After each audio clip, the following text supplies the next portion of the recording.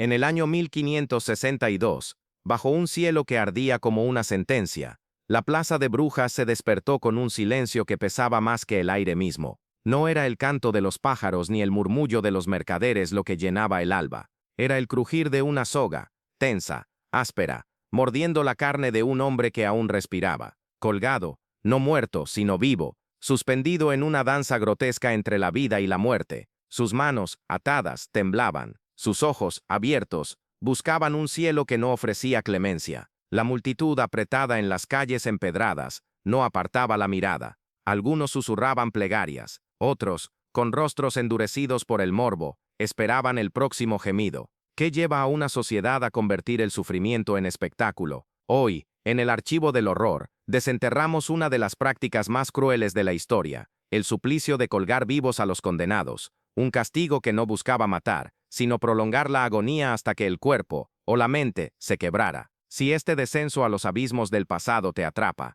suscríbete al canal y acompáñanos en este viaje hacia las sombras. ¿Estás listo para mirar de frente el horror?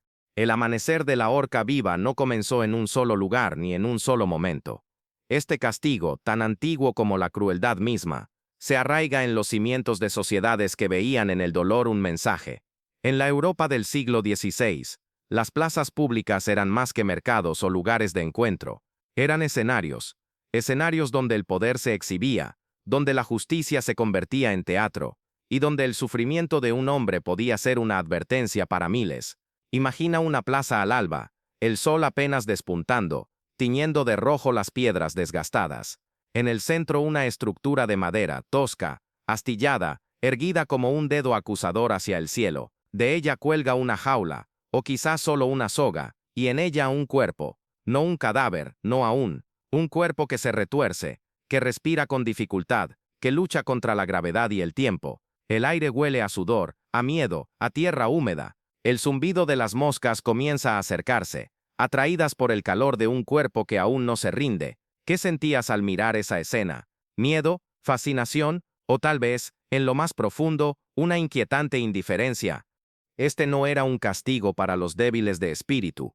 Colgar a alguien vivo no era un acto impulsivo, no era un arranque de violencia, era un ritual, una coreografía del dolor diseñada con un propósito claro, demostrar poder. En la Europa medieval y renacentista, el poder no se sostenía solo con ejércitos o riquezas, se sostenía con miedo, y nada inspiraba más temor que un hombre, una mujer, incluso un niño, suspendido en el aire, expuesto a los elementos, a las miradas, al tiempo. Los reyes, los jueces, los clérigos, todos entendían una verdad brutal. Un cuerpo colgado, aún vivo, era más que un castigo, era un símbolo, una advertencia tallada en carne y hueso. Pero, ¿por qué no matar de una vez? ¿Por qué prolongar el sufrimiento?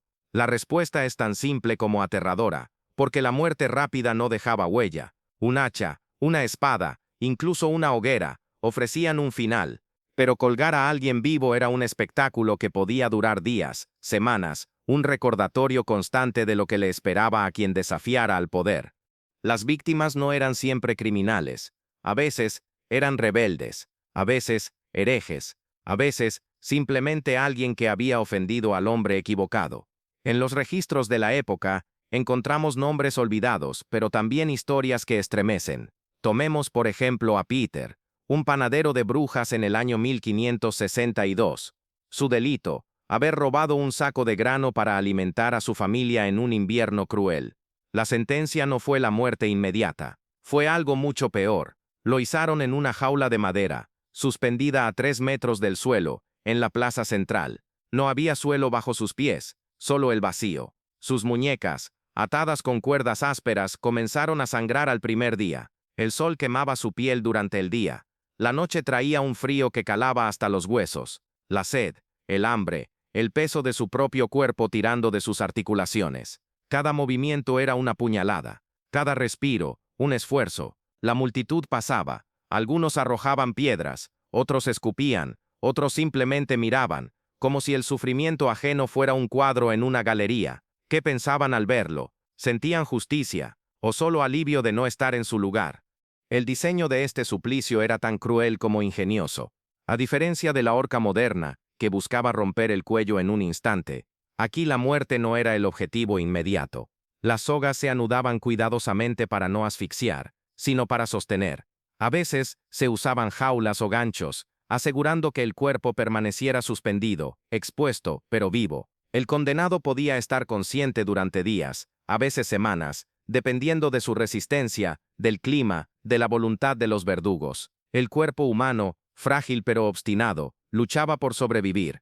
El corazón seguía latiendo, los pulmones seguían buscando aire, incluso cuando la piel se agrietaba, cuando los músculos se desgarraban bajo el peso, cuando la mente comenzaba a desmoronarse. El zumbido de las moscas, el olor a sudor y podredumbre, el sonido de los propios gemidos, todo se mezclaba en una sinfonía del horror. Y mientras tanto la plaza seguía su curso.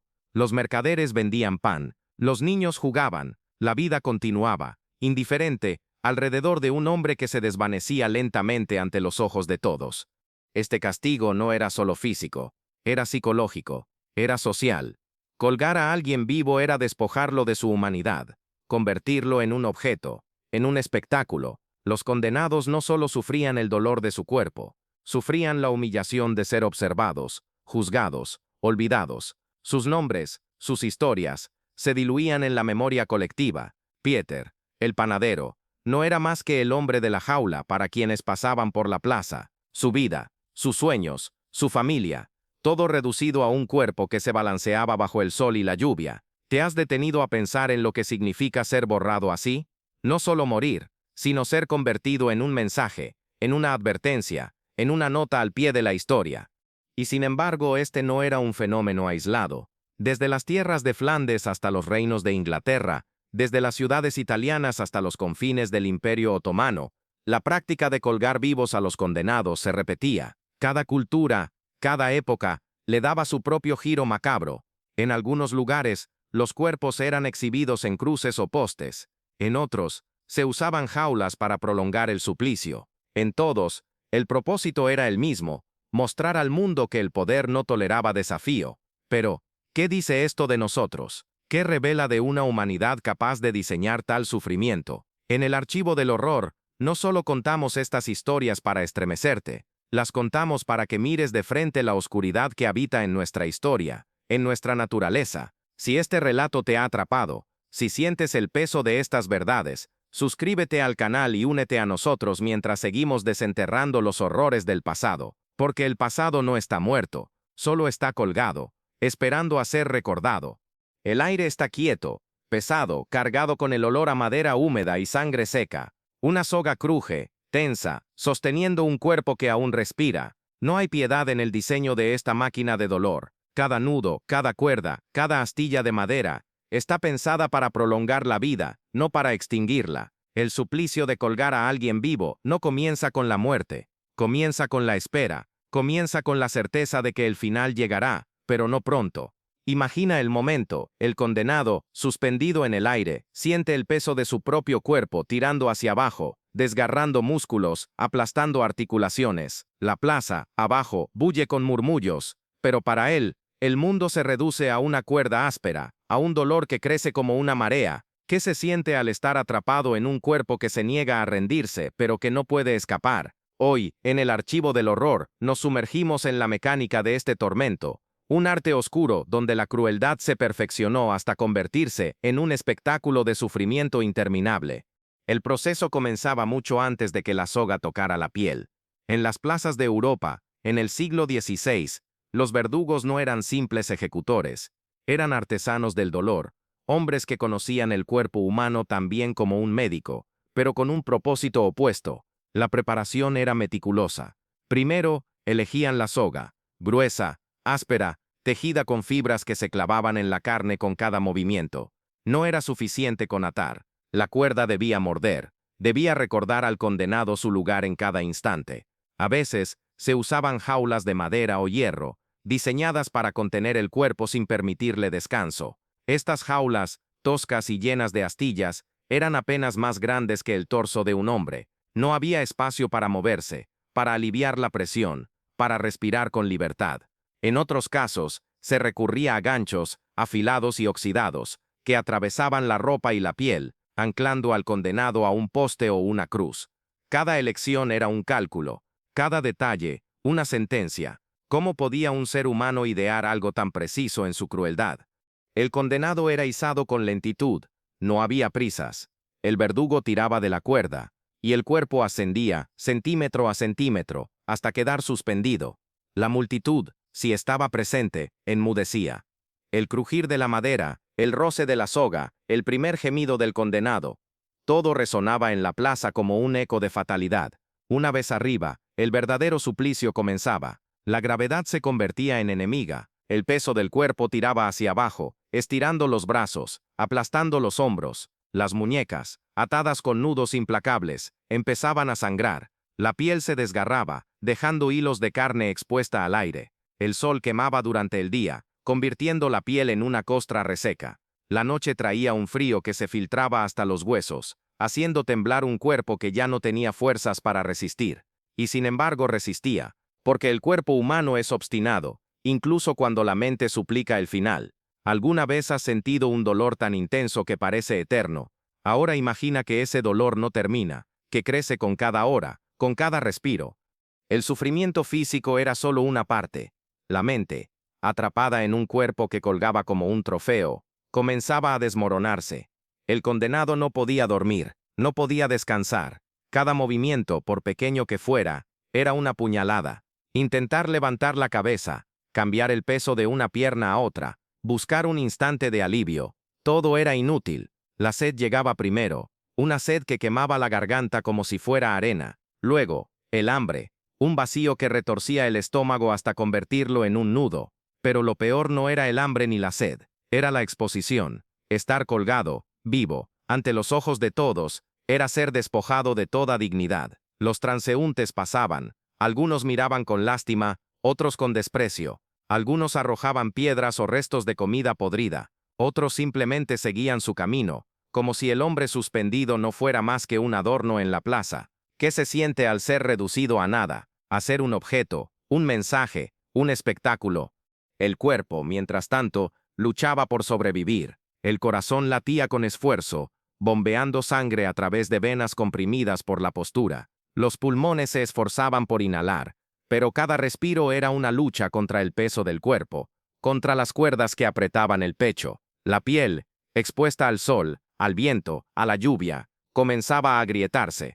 Las heridas abiertas atraían a las moscas, cuyo zumbido se convertía en una tortura más. Imagina el sonido, un zumbido constante, implacable, mientras los insectos se posaban en la piel rota, en los ojos, en la boca. Algunos condenados, en su delirio, intentaban gritar, pero la voz se quebraba, reducida a un jadeo ronco. Otros caían en un silencio aterrador, sus ojos vidriosos mirando al vacío, como si el alma ya hubiera abandonado el cuerpo mucho antes de la muerte. Y sin embargo la muerte no llegaba rápido. Podían pasar días, a veces semanas, dependiendo de la resistencia del condenado y de las condiciones del entorno. El cuerpo se convertía en un campo de batalla, donde cada órgano, cada nervio, luchaba contra la inevitabilidad del colapso. El diseño de este suplicio era, en su esencia, un acto de control. No bastaba con castigar. Había que prolongar, exhibir, demostrar. Los verdugos sabían que un cuerpo colgado, aún vivo, era más que un castigo.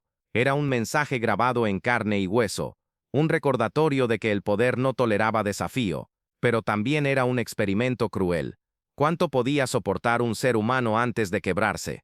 Los registros de la época hablan de condenados que sobrevivían hasta 7 días, retorciéndose, delirando, suplicando. Algunos, en su agonía, hablaban con fantasmas, con dioses, con sus seres queridos. Otros, simplemente se apagaban, sus cuerpos colgando inertes, pero aún respirando como si la vida se negara a abandonarlos.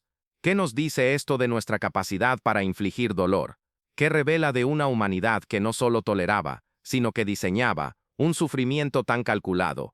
Y mientras el condenado colgaba, el mundo seguía girando. Los mercaderes vendían sus productos. Los niños jugaban a los pies de la horca. Las campanas de la iglesia sonaban a lo lejos, marcando las horas que el condenado no podía contar. La plaza, testigo silenciosa, absorbía el eco de los gemidos, de las sogas, de las moscas. Pero el verdadero horror no estaba solo en el cuerpo suspendido, estaba en la indiferencia, en la capacidad de una sociedad para mirar, para pasar, para olvidar, porque el suplicio no terminaba con la muerte del condenado, terminaba cuando la multitud se dispersaba, cuando el cuerpo era bajado, cuando el nombre del condenado se perdía en el viento, pero las sogas, las jaulas, los ganchos, seguían allí, esperando al próximo, y en cada plaza, en cada ciudad, la mecánica del suplicio se repetía, perfeccionada, implacable. ¿Cómo podía el ser humano seguir adelante después de presenciar tal horror?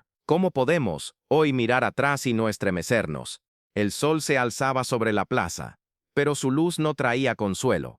En el centro, una figura colgaba, suspendida en una jaula de madera que crujía con cada ráfaga de viento. El condenado, aún vivo, dejaba escapar un gemido que apenas rompía el murmullo de la multitud, porque allí, en las calles empedradas de una ciudad del siglo XVI, no estaban solo los verdugos y el condenado. Estaba la muchedumbre, hombres, mujeres, niños, todos reunidos bajo el mismo cielo implacable, sus ojos fijos en el cuerpo que se retorcía en lo alto. No era solo un castigo, era un espectáculo, un teatro de sufrimiento donde el dolor de uno se convertía en el entretenimiento de muchos.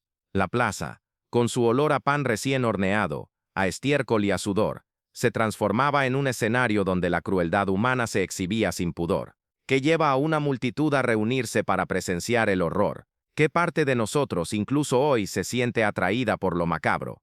En el archivo del horror, desenterramos el papel de la plaza, no como un lugar, sino como un espejo de nuestra propia naturaleza. La plaza no era solo un espacio físico, era el corazón de la ciudad, el lugar donde la vida y la muerte se cruzaban sin ceremonias. En el año 1571, en ciudades como Amberes o Londres, las ejecuciones públicas no eran eventos raros, eran celebraciones, tan comunes como las ferias o las procesiones religiosas. La noticia de un nuevo condenado corría como el viento, y la plaza se llenaba de rostros expectantes. Los mercaderes cerraban sus puestos temprano, las mujeres dejaban sus labores, los niños, tomados de la mano de sus padres, se abrían paso entre la multitud, sus ojos abiertos de par en par. Había algo magnético en el espectáculo del sufrimiento, algo que atraía tanto como repugnaba. Imagina el sonido, el roce de las botas sobre las piedras, el murmullo de las voces, el tintineo de las monedas en los bolsillos de los vendedores ambulantes. Y en el centro de todo, el crujir de una soga, el gemido de un hombre que colgaba, vivo, expuesto como una ofrenda al juicio colectivo. ¿Alguna vez has sentido esa curiosidad oscura, ese impulso de mirar lo que sabes que te perturbará? La multitud no era homogénea.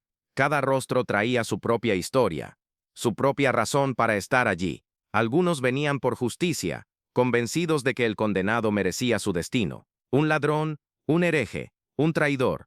Su sufrimiento era el precio de la estabilidad, un sacrificio necesario para mantener el orden. Otros venían por miedo, porque no asistir podía ser interpretado como un desafío al poder. Los ojos de los guardias, siempre vigilantes, recorrían la plaza, buscando cualquier señal de disidencia. Pero muchos, quizás la mayoría, venían por algo más oscuro, el morbo. Había una fascinación en ver a un hombre reducido a un cuerpo roto, en presenciar cómo la vida se desvanecía lentamente ante sus ojos. Los gritos del condenado, su piel quemada por el sol, sus manos temblorosas buscando alivio en el vacío, todo formaba parte de un drama que la multitud consumía con avidez. Algunos se reían, otros lloraban, otros simplemente miraban, sus rostros vacíos, como si el sufrimiento ajeno fuera un cuadro que no podían dejar de contemplar.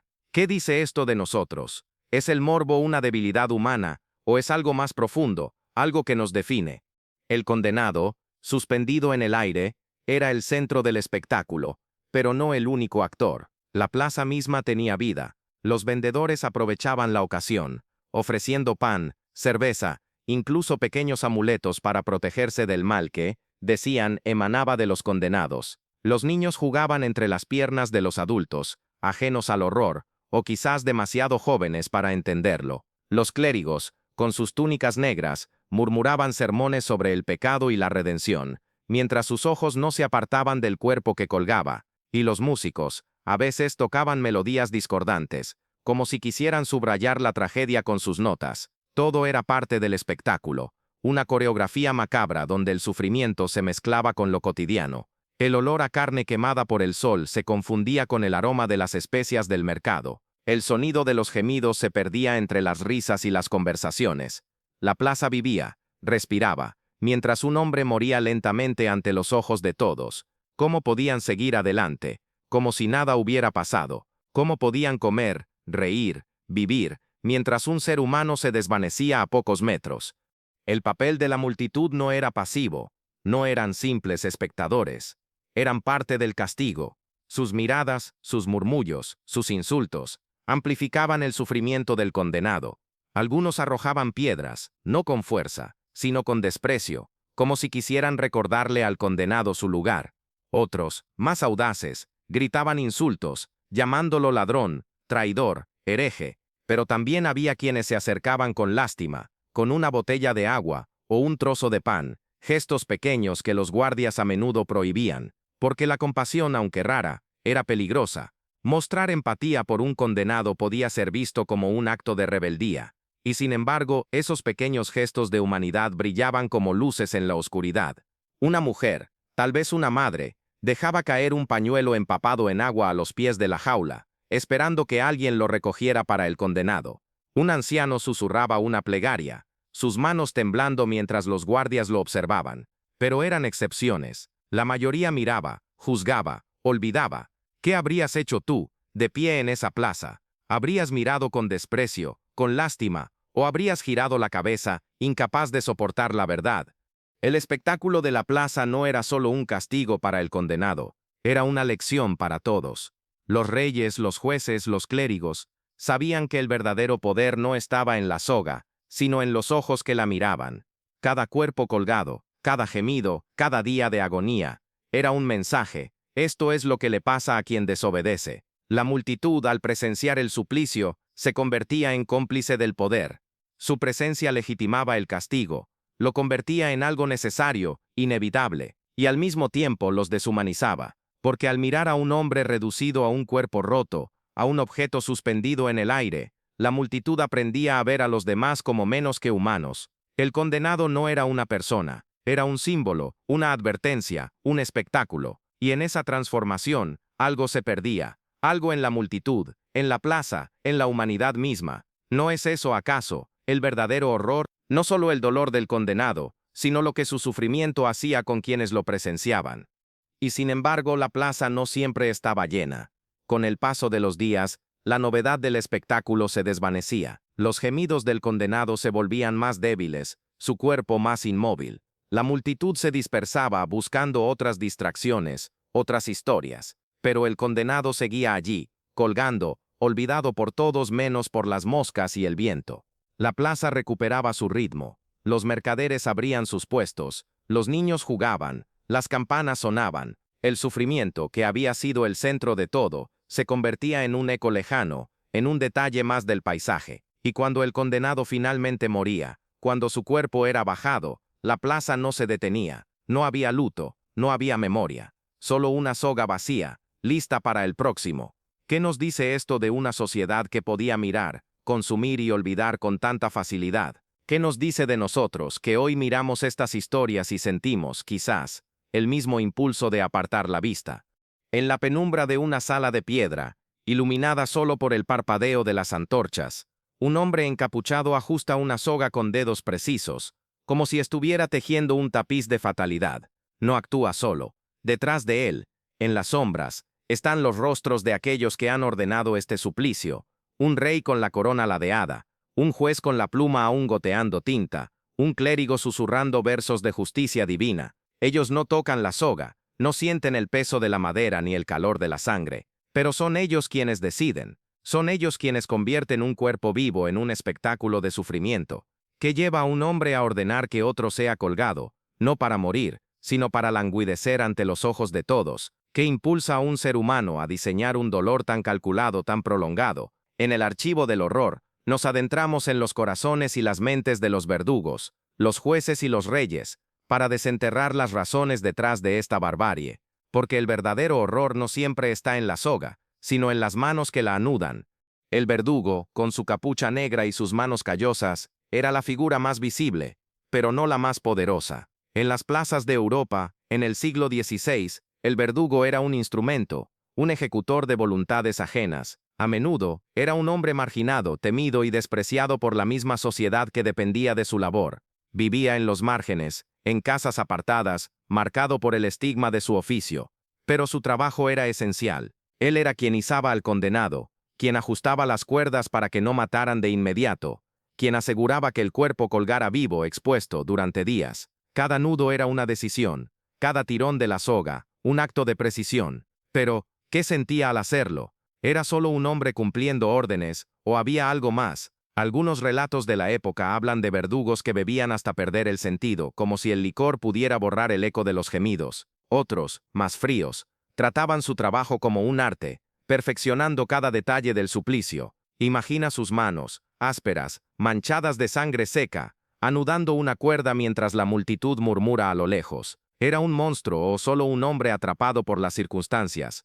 Pero el verdugo no actuaba por iniciativa propia. Sobre él estaban los jueces, hombres de rostros severos y túnicas negras, cuya palabra era ley. En el año 1568, en una ciudad como Gante, un juez podía condenar a un hombre a ser colgado vivo por un delito tan trivial como cuestionar la autoridad de un noble. Los jueces no veían a los condenados como personas, eran casos, nombres en un pergamino, problemas que debían resolverse. Sentados en salas frías, rodeados de velas que apenas iluminaban sus rostros, escribían sentencias con una calma que helaba la sangre. Para ellos colgar a alguien vivo no era solo un castigo, era una herramienta, una forma de mantener el orden, de sofocar cualquier chispa de rebeldía antes de que se convirtiera en un incendio. Pero ¿cómo podían dormir por la noche? ¿Cómo justificaban la lenta agonía que ordenaban? Algunos se escudaban en la ley, otros en la voluntad de Dios, pero todos, en el fondo sabían que su autoridad dependía del miedo, y el miedo nacía en la plaza, en el cuerpo que colgaba, en los ojos de la multitud que miraba. Más arriba, en la cima del poder, estaban los reyes y los nobles. Ellos no tocaban las sogas, no veían la sangre, no escuchaban los gemidos, pero eran ellos quienes daban la orden final. En el año 1572, durante las guerras religiosas que desgarraban Europa, reyes como Felipe II de España aprobaban castigos como este para aplastar a los herejes y a los rebeldes. Para ellos, un cuerpo colgado vivo era más que un castigo, era un mensaje político, una declaración de poder absoluto. Cada condenado suspendido en una plaza era una advertencia tallada en carne. Nadie, ni siquiera el más humilde, podía desafiar al trono. Pero, ¿qué los llevaba a elegir esta forma de tormento? ¿Por qué no una muerte rápida, limpia, definitiva? Porque la muerte rápida no dejaba huella. Un cuerpo colgado, vivo, balanceándose durante días, era un espectáculo que se grababa en la memoria de todos. Era una forma de recordar a la multitud que el poder no solo gobernaba sus vidas, sino también sus muertes. La religión también jugaba su papel, añadiendo una capa de justificación a la crueldad. Los clérigos, con sus cruces y sus sermones, bendecían las sogas como si fueran instrumentos de la voluntad divina. En el año 1560, en las tierras de los Países Bajos, los herejes protestantes eran colgados vivos como una advertencia contra la herejía. Los sacerdotes predicaban que el sufrimiento purificaba el alma, que el condenado, al languidecer en la plaza, tenía tiempo para arrepentirse. Pero, ¿era realmente la salvación del alma lo que buscaban? ¿O era, más bien, una forma de reforzar su propio poder, de recordar a los fieles que desviarse del camino tenía un precio? El zumbido de las moscas, el olor a carne quemada por el sol, los gemidos que resonaban en la plaza, todo era santificado en nombre de Dios. Pero, ¿qué clase de Dios podía justificar tal sufrimiento? ¿Qué clase de fe requería un espectáculo tan cruel? Y sin embargo, no todos los motivos eran tan elevados. A veces la crueldad era personal. Un noble ofendido, un juez con un rencor, un rey paranoico, todos podían encontrar en el suplicio una forma de satisfacer sus propios deseos. Colgar a alguien vivo no era solo un castigo, era una demostración de dominio, una forma de humillar al enemigo hasta el último aliento. En los registros de la época, encontramos historias de condenados que no habían cometido más delito que hablar en contra de un señor poderoso. Su sufrimiento prolongado y público era una venganza disfrazada de justicia. Pero incluso en los casos donde el delito era real, un robo, un asesinato, una traición, la elección de este castigo revelaba algo más profundo, una fascinación por el control, por la capacidad de doblegar no solo el cuerpo, sino también la voluntad. ¿Qué nos dice esto de aquellos que ostentaban el poder? ¿Eran monstruos o simplemente humanos llevados al extremo por la ambición y el miedo? El verdadero horror de los verdugos y sus motivos no está solo en lo que hacían, sino en cómo lo justificaban. Cada soga anudada, cada jaula levantada, cada cuerpo colgado, era un acto deliberado, planeado, ejecutado con precisión. No había espontaneidad en este sufrimiento. Era un arte oscuro, una coreografía del dolor que requería la complicidad de muchos. El verdugo que ataba, el juez que sentenciaba, el rey que aprobaba, el clérigo que bendecía. Y todos, en su propio silencio, encontraban una razón para seguir adelante. Para ellos el condenado no era un hombre, una mujer, un hijo, un padre, era un medio para un fin, un mensaje, un espectáculo. Pero ¿qué dice de nosotros que estas prácticas fueran no solo aceptadas, sino celebradas? ¿Qué revela de una humanidad capaz de mirar a un hombre colgado, vivo, y no sentir nada más que satisfacción? Y mientras la plaza se llenaba de murmullos, mientras el condenado gemía y la soga crujía, los verdugos, los jueces, los reyes, seguían adelante. Sus manos no temblaban, sus ojos no se apartaban, porque para ellos el suplicio no era un fin, sino un comienzo. El comienzo de un orden, de un poder, de un mundo donde nadie se atreviera a desafiarlos. Pero, ¿a qué costo? ¿Qué parte de su humanidad sacrificaban al ordenar tal sufrimiento? Y nosotros, que miramos estas historias desde la distancia del tiempo, podemos juzgarlos, o llevamos en nosotros la misma semilla de crueldad, esperando el momento para florecer. El viento sopla frío, cortante, llevando consigo el eco de un gemido que apenas se escucha. En el centro de la plaza, una jaula de madera cuelga, balanceándose como un péndulo roto. Dentro, un hombre, o lo que queda de él, lucha por respirar. Su piel, quemada por el sol, está agrietada, surcada de sangre seca. Sus ojos, vidriosos, miran al cielo, pero no ven nada. La multitud pasa, algunos con desprecio, otros con indiferencia, pero nadie se detiene a escuchar. Nadie quiere saber quién era este hombre, qué vida dejó atrás, qué sueños se desvanecieron en el instante en que la soga tocó su piel. Pero él tenía un nombre, tenía una historia, y en su silencio, en su sufrimiento, hay una voz que merece ser oída. ¿Qué siente un hombre colgado, vivo, mientras el mundo lo observa y lo olvida? En el archivo del horror, hoy damos voz a los condenados, a aquellos cuyas vidas fueron reducidas a un espectáculo, a un mensaje, a un eco que aún resuena en los abismos del pasado. ¿Te atreves a escuchar sus historias? No todos los que colgaban en las plazas eran criminales. Algunos eran rebeldes, otros herejes, otros simplemente víctimas de un mundo que castigaba sin piedad. En el año 1569, en una plaza de Amberes, una mujer llamada Ana fue izada en una jaula. Su delito, haber escondido a un predicador protestante en su hogar. No había robado, no había matado, no había traicionado a nadie. Pero en una época de guerras religiosas, su acto de compasión fue suficiente para condenarla. Ana, de 32 años, madre de 2 hijos, fue arrancada de su casa al amanecer. Sus niños lloraban mientras los guardias la arrastraban por las calles empedradas. En la plaza, la multitud la esperaba, algunos gritando insultos, otros mirando en silencio. La jaula, áspera y llena de astillas, se cerró alrededor de su cuerpo. La izaron lentamente, y el mundo bajo sus pies se convirtió en un borrón de rostros y murmullos. ¿Qué pensó Ana en ese momento? ¿Imaginó a sus hijos, solos, esperando su regreso? ¿O sintió en lo más profundo que su vida ya no le pertenecía? El sufrimiento de Ana no comenzó con la jaula, comenzó con el miedo. Desde el momento en que los guardias golpearon su puerta, supo que no habría clemencia.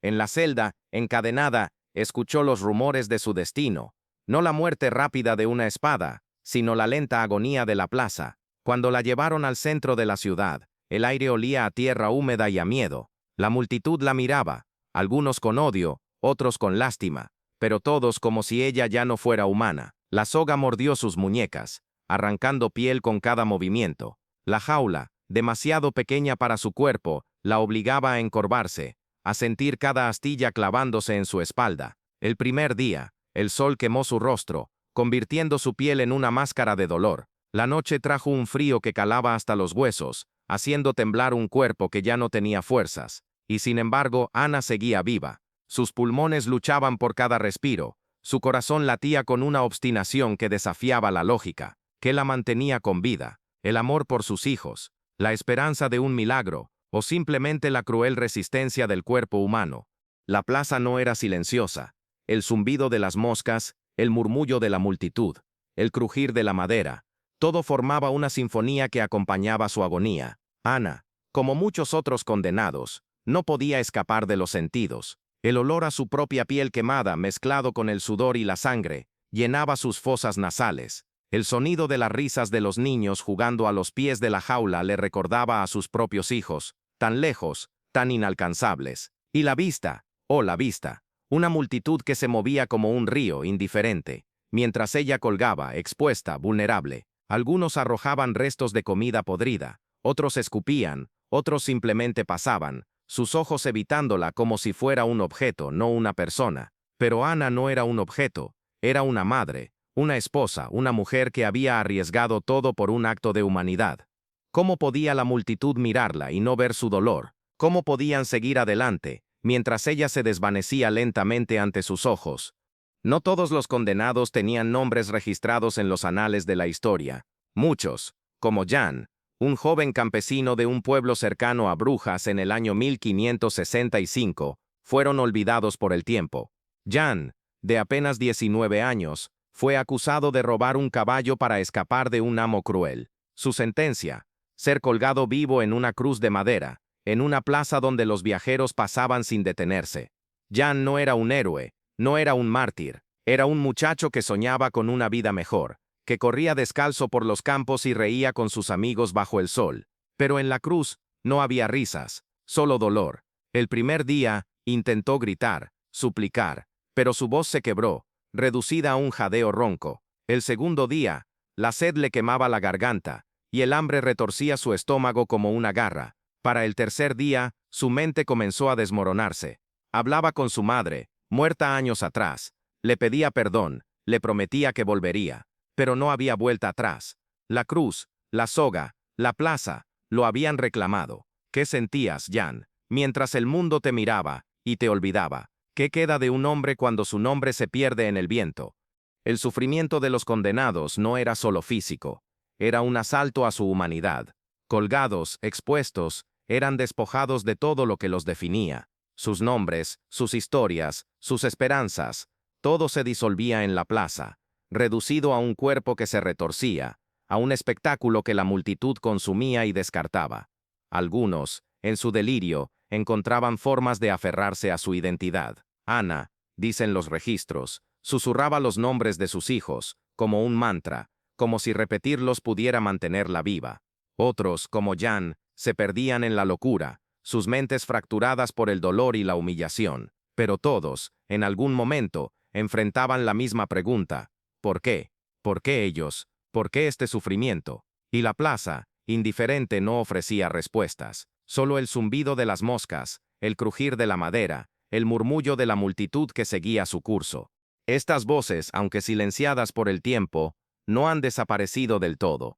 En los registros de la época, en los diarios de viajeros, en las cartas de clérigos, encontramos fragmentos de sus historias. Una madre que suplicaba por sus hijos, un joven que soñaba con la libertad, un hombre que, en su último aliento, maldecía a quienes lo condenaron. Cada uno de ellos, con su dolor, con su resistencia, nos recuerda que el suplicio no era solo un castigo, era una anulación, un intento de borrar a la persona y dejar solo un mensaje. Pero, ¿puede el dolor borrar una vida? ¿Puede una soga apagar una voz? Estas historias, estas voces desde el abismo, nos desafían a escuchar, a recordar, a humanizar a aquellos que fueron reducidos a espectáculos, porque en cada gemido, en cada mirada perdida, había una persona que amó, que soñó, que sufrió. ¿Y nosotros, qué hacemos con su memoria? ¿La dejamos colgada, olvidada, o la rescatamos, aunque sea por un instante, para devolverles lo que la plaza les arrebató? El viento sopla entre las ruinas de una plaza olvidada, llevando consigo el susurro de sogas que ya no cuelgan, de gemidos que ya no resuenan. Bajo un cielo plomizo, las piedras desgastadas aún guardan el eco de aquellos que, siglos atrás, fueron izados vivos, expuestos como trofeos de un poder implacable. Las jaulas han desaparecido, la madera se ha podrido, las multitudes se han dispersado, pero el horror no se desvanece tan fácilmente, permanece, grabado en la memoria de la historia, en las cicatrices invisibles de nuestra humanidad. ¿Qué queda de aquellos que sufrieron en las plazas? ¿Qué lecciones nos dejaron sus cuerpos balanceándose bajo el sol y la lluvia? En el archivo del horror, cerramos este relato mirando no solo al pasado, sino al presente, preguntándonos si la barbarie que los colgó sigue viva en nosotros. Si este viaje a través del dolor te ha estremecido, suscríbete al canal y únete a nosotros para seguir desenterrando las sombras que aún nos persiguen, porque el pasado no está muerto, solo está colgado, esperando a ser escuchado. El suplicio de colgar vivos a los condenados no fue un capítulo aislado en la historia.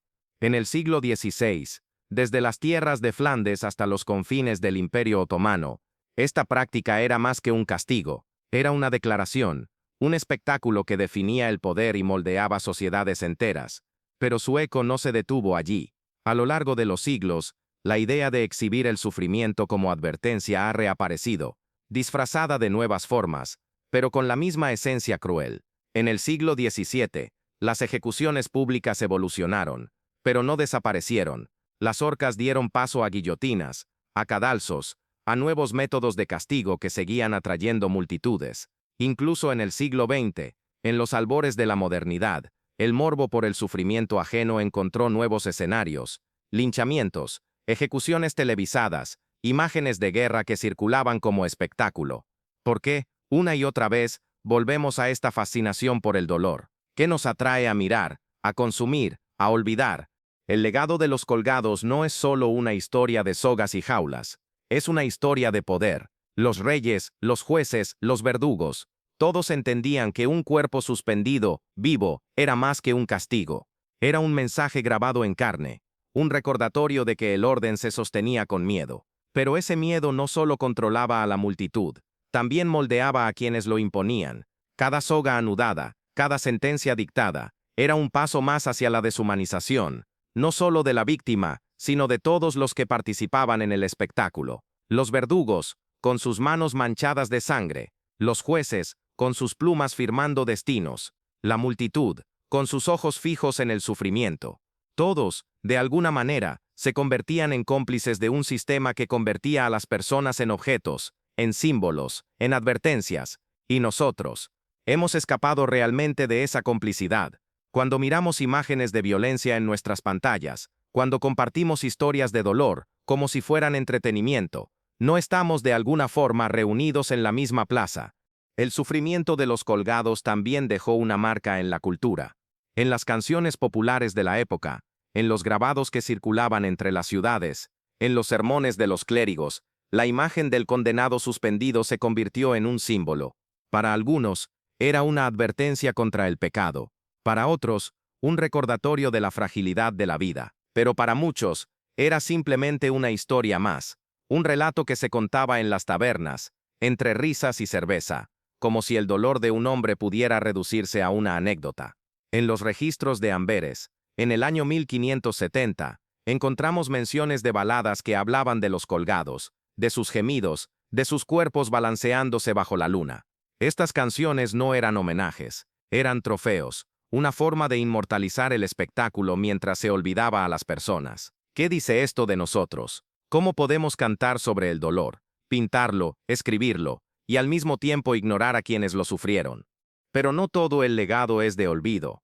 Algunas voces, aunque pocas, se alzaron contra la barbarie. En el siglo XVII, pensadores como John Locke comenzaron a cuestionar la justicia de los castigos públicos, argumentando que el sufrimiento no redimía, sino que embrutecía.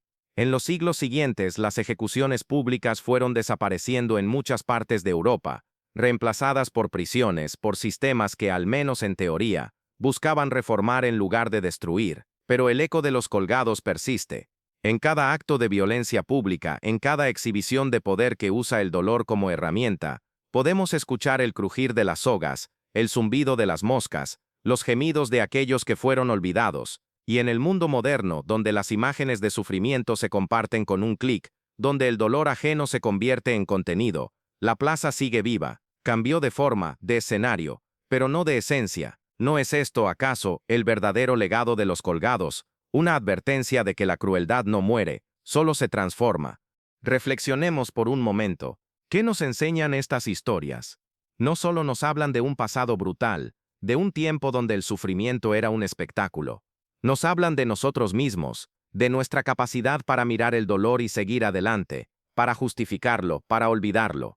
Los colgados no eran solo víctimas de su época, eran espejos, reflejando lo que una sociedad es capaz de hacer cuando el poder, el miedo o el morbo toman el control. Ana, la madre que susurraba los nombres de sus hijos. Jan, el joven que soñaba con la libertad.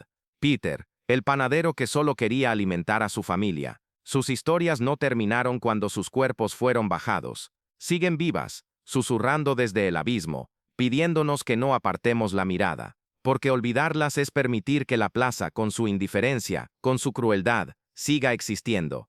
¿Qué hacemos con ese legado? ¿Lo enfrentamos o lo dejamos colgado, olvidado, como a tantos otros? En el archivo del horror, no contamos estas historias para entretener, sino para recordar, para mirar de frente la oscuridad que habita en nuestra historia, y preguntarnos si, en el fondo, hemos cambiado tanto como creemos. El eco de los colgados nos desafía a ser mejores, a rechazar la indiferencia, a escuchar las voces que la plaza intentó silenciar. Si este relato te ha hecho estremecer, si sientes el peso de estas verdades, te invitamos a unirte a nosotros. Suscríbete a El Archivo del Horror, donde seguiremos desenterrando las historias que el tiempo quiso olvidar, porque el pasado no es solo un relato, es un espejo, y en él, vemos no solo a los colgados, sino a nosotros mismos. ¿Te atreves a mirar de nuevo? ¿Te atreves a escuchar el eco de aquellos que, incluso en su sufrimiento, nos dejaron una lección que aún resuena?